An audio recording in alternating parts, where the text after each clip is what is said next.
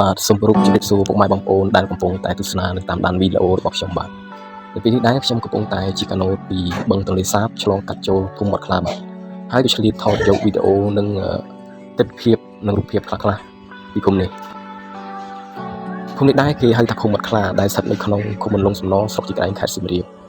ភូមិនេះមានរយៈកាលយូរណាស់មកហើយបាទតែប្រជាពលរដ្ឋយើងទាំងស្រុងគ្រប់គ្នាគឺពឹងទៅលើការនេសាទទាំងស្រុងដើម្បីប្រកបមុខរបរចិញ្ចឹមជីវិត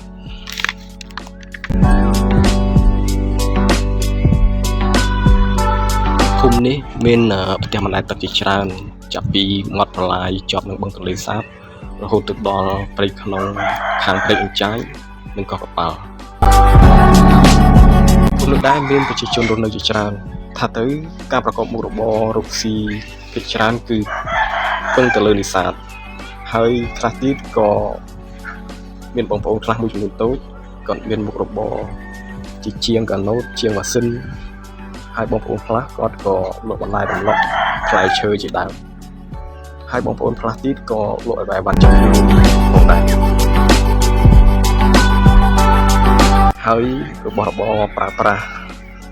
ដែលបងប្អូនយើងនាំចូលគឺភាគច្រើនគឺមកពីខាងកំពង់ឃ្លាំង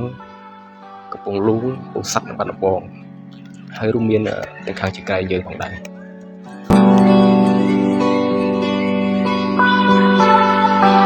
ថាទៅតាំងពីតូចខ្ញុំក៏ធ្លាប់រកស៊ីនៅភូមិនេះដែរបាទព្រោះកាលនោះគឺឪពុកម្ដាយរបស់ខ្ញុំគាត់បានមករស់នៅភូមិនេះដើម្បីប្រកបការងាររកស៊ីដើម្បីយកត្រីទៅលក់នៅទីផ្សារខាងស្រុកជីក្រែង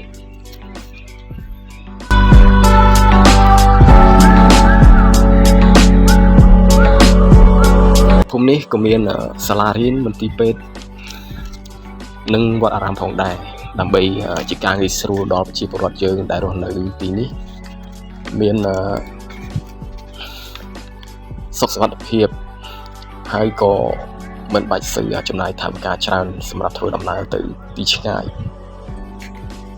ហើយងាយស្រួលដល់កុមារាកុមារីដែលត្រូវការសិក្សា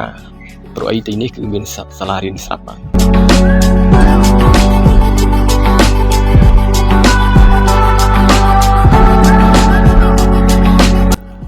នៅពេលនេះដែរខ្ញុំ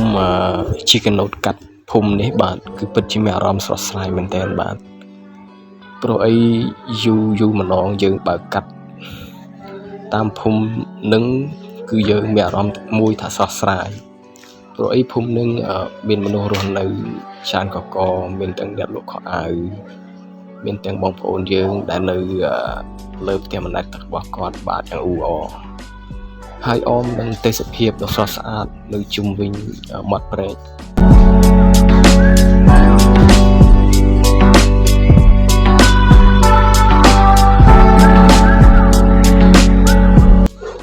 បាទឥឡូវនេះខ្ញុំជិះកាណូតមកដល់សាលារៀនហើយបាទនេះគឺជាសាលារៀននៅខាងភូមិមាត់ខ្លានឹងឯងបាទហើយសាលារៀននេះដែរគឺជាប់នឹងវត្តហើយវត្តនឹងប្រជាជនយើងពិតជាសាងសង់ខ្ពស់មែនទែនបាទព្រោះដើម្បីការពារនៅទឹកចំនួន